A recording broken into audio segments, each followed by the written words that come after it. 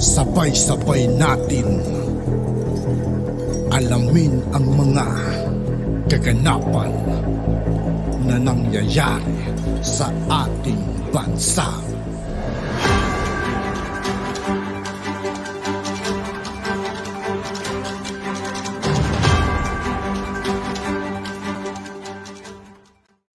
Yo, what's up mga kaibigan? This is I2K po again. Ngayon nandito ulit tayo sa channel ni Kapatid Aveneds. Dito ulit tayo magbibigay ng komento at reaction. Kaya samahan nyo guys.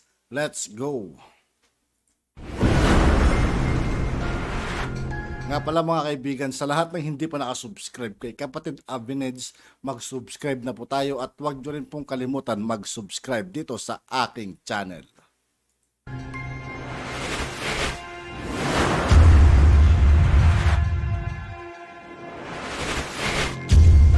Noong nakaraan ay naglabas kami ng video tungkol kung paano nauto ni Cory Aquino ang maraming Pilipino sa paniniwalang kriminal at magnanakaw si dating Pangulong Ferdinand E. Marcos. Gayon din, ang prestihiyosong Guinness Book of World Records ay nagawa niyang maloko tungkol sa mga kasinungalingan at walang ebidensyang mga datos na kanilang inilabas. Dahil dito, ay nasama ang pangalan ni dating Pangulong Ferdinand E. Marcos noong 1986 sa pinakakurap na pinuno sa buong mundo.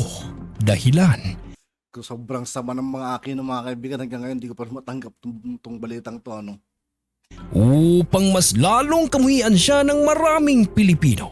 Pero nakakagulat dahil nitong March 11 ay binawi ng Guinness Book of World Records ang kanilang aligasyon tungkol kay Ferdinand E. Marcos.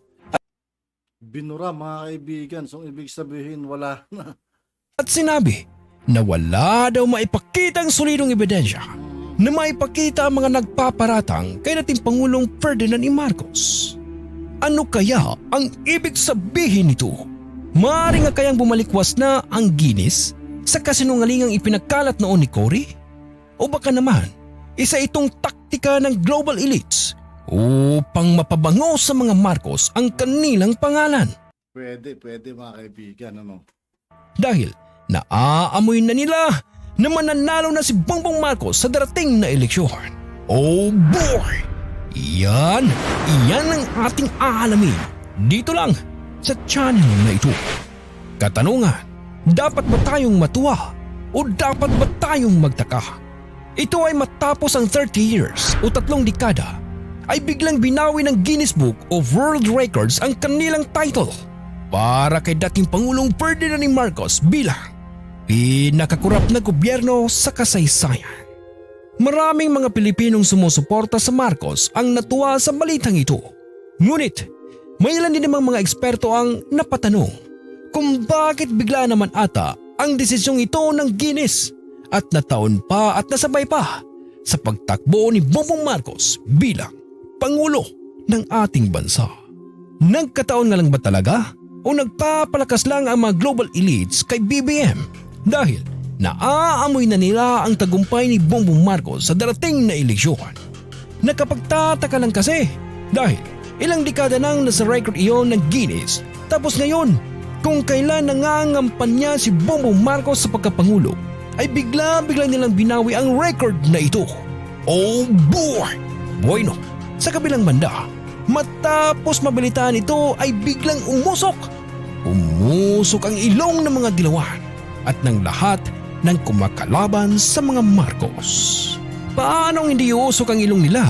Ilagi nang ang kulelat sa Wala silang ibang pinambabot mga kaibigan, kundi yun lang surveys ang kanilang manok na si Leni Robredo. Tapos ay nawala pa sa kanila ang madalas nilang ipinangasar sa mga Marcos. Ito ay walang iba kundi ang world record di umano ni Ferdinand E. Marcos sa Guinness bilang dakilang magnanakaw.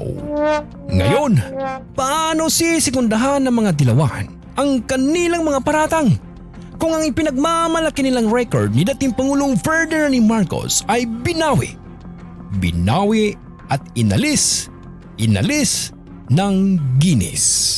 Nitong March 10 ay napansin ng mga netizens na inalis sa website ng Guinness ang tungkol sa record di umano ni dating Pangulong Ferdinand Marcos na world's greatest robbery.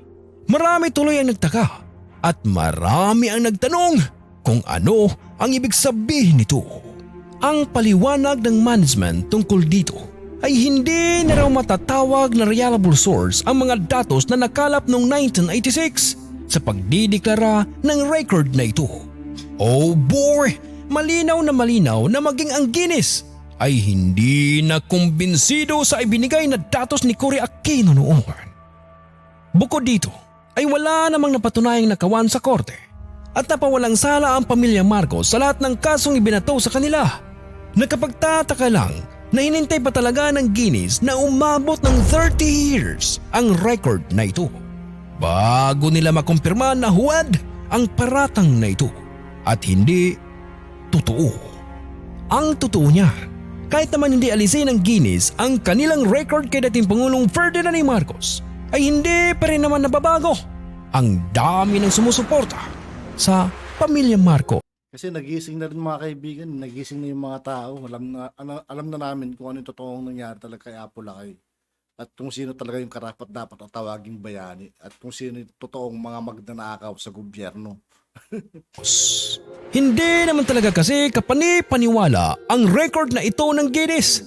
Dahil kung susuriin mo ang kasaysayan ng ating bansa at pag-aaralan ng pamumuno ng bawat administrasyon, ay makikita na mas malaki pa nga ang nakalaang budget sa unang taon ni Cory Aquino na umabot sa 1 trillion pesos kumpara sa 20 billion na budget noon ng Administrasyong Marcos sa buong 20 years ng kanyang panunungkulan. Oh boy! Saan napunta ang 1 trillion pesos na budget noon ni Cory? Hindi pa nakontento dito si Cory at isa-isang binenta ang mga pag-aari ng gobyerno tulad ng Meralco, Philippine Airlines, Petron at iba pang mga pag-aari ng gobyerno upang kanilang pagkapirahan. Ito ang dahilan kung bakit mataas ang ating monthly bills tulad ng kuryente. Dahil imbes na sa gobyerno ito ay naging pag-aari ito bigla ng private companies na ang tataas maglagay ng tubo at interest sa kanilang mga serbisyo. Ngayon, sino ang tunay na magnanakaw? May sagot ka ba, kapatid?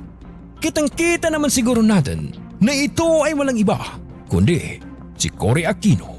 Dapat nga na talagang alisin ang pangalan ni dating Pangulong Ferdinand Marcos sa Guinness World Records bilang pinakakurap na presidente sa buong mundo at ipalit dito ang malademonyong si Cory bilang tunay na magnanakaw at mandarambong sa kaban ng bayan.